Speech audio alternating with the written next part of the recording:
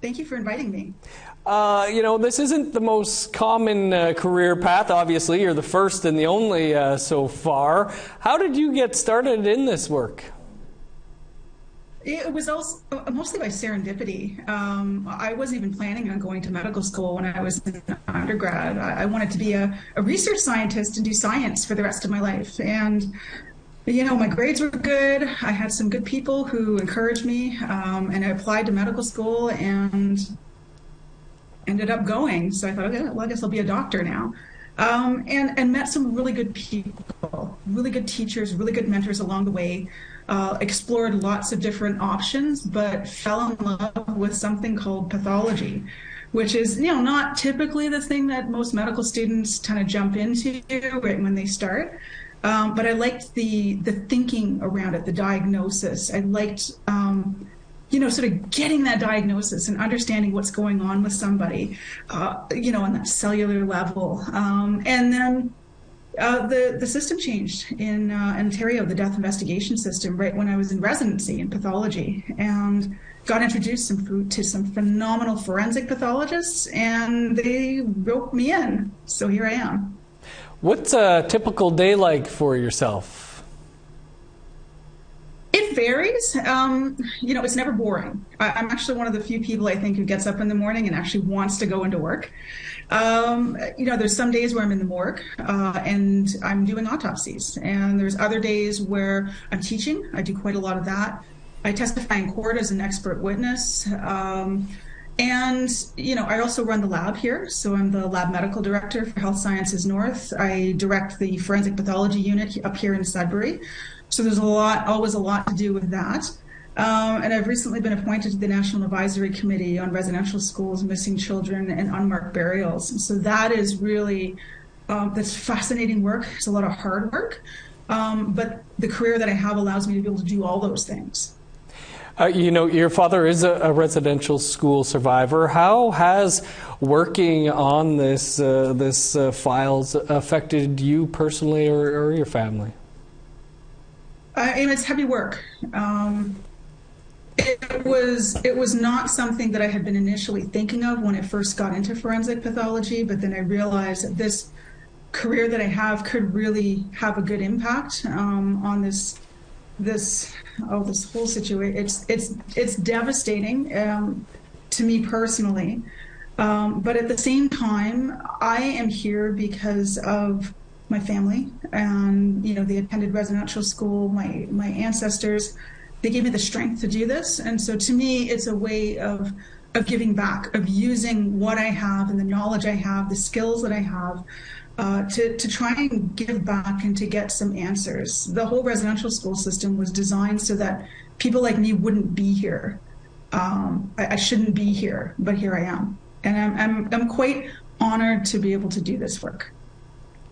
What was the reaction of your family, your parents, when you wanted to go into this? And I'm guessing they're pretty proud of you being the first and only. Well, my dad actually expected me to be a lawyer. When I told him I got into medical school, he laughed. He's like, "I thought you were going to be a lawyer. You never lose an argument." But the next kind of thought was, it'll be really good to have a doctor in the family. I don't think they were quite expecting me to be the doctor for the dead. They're thinking family doctor, emergency physician. But yeah, his weird daughter just went this route, and I'm absolutely loving it. It's a great career to be in, and it's a good time to be where I am. As a groundbreaker in the profession of forensic pathology, you mentioned you had some good role models, some good mentors, but was it different not having a First Nations or an Indigenous role model to somebody that went before you? In this profession, yes, because I'm the only First Nations forensic pathologist that I know of.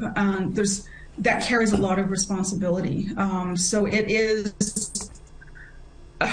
It's stressful.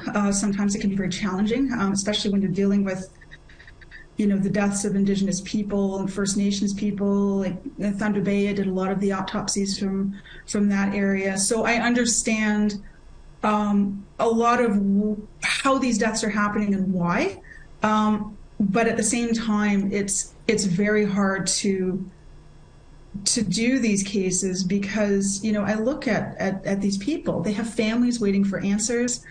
And I realize how easily that could have been me, and how easily, that could have been my family. And it's a lot of responsibility to do that, and to be sort of the face of this from a First Nations perspective. I was appointed as the First Nations liaison for the Ontario Forensic Pathology Service.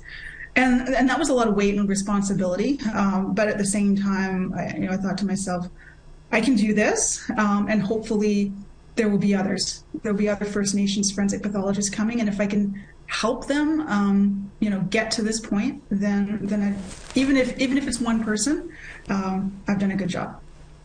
You mentioned your work with the unmarked graves. Your expertise is no doubt in demand. What has all this meant for your work at this time in history? To me, it's just like serendipity. I'm just here at the right time, the right place, with the right skills and the right knowledge, and it seems like it was meant to be that. I could have been a cytopathologist. I could have been any other type of pathologist, and maybe this wouldn't have occurred the way that it did. But because I chose this particular subspecialty, it really has allowed me to be able to contribute. And again, it's not the easiest job, even in the best days, but this kind of work really, I think it's fulfilling. It's going to be very challenging in the next several years, actually.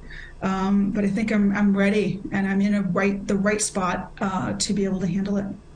This is, even before the suspected unmarked graves and that work, this is a pretty heavy profession all around. How do you help keep yourself grounded? Well, I always like to say, my job is very interesting. And I always have to keep in mind, as difficult as some of the cases can be, that there are families waiting for the answers that I can, hopefully provide. There are communities waiting. And that gives me, it sort of grounds me and allows me to focus and think on, well, what would people want to know? What would families want to know about how this person died? Outside of medicine and outside of my job, I always think I'm really boring. I have, gardens and dogs, and I'm actually really kind of more of a homebody. So that, to me, this job does allow me time to relax in the way that I like, and it's peaceful where I live. So that's also very good. It's good for the spirit, really. So all of that together, I have good colleagues that I can rely on if I have questions, or if I'm having a difficult time. So it's a very good position to be in, and I don't feel terribly overwhelmed at all.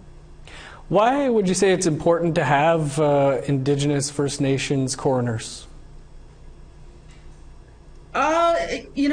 We do have a few First Nations coroners that I'm aware of, but there aren't enough people in death investigation. There aren't enough Indigenous people in the death investigation system. And to have that perspective, to have that level of knowledge, and that comfort that can be provided to families and grieving families, that understanding, I think is extremely important to be able to sort of bridge those two worlds.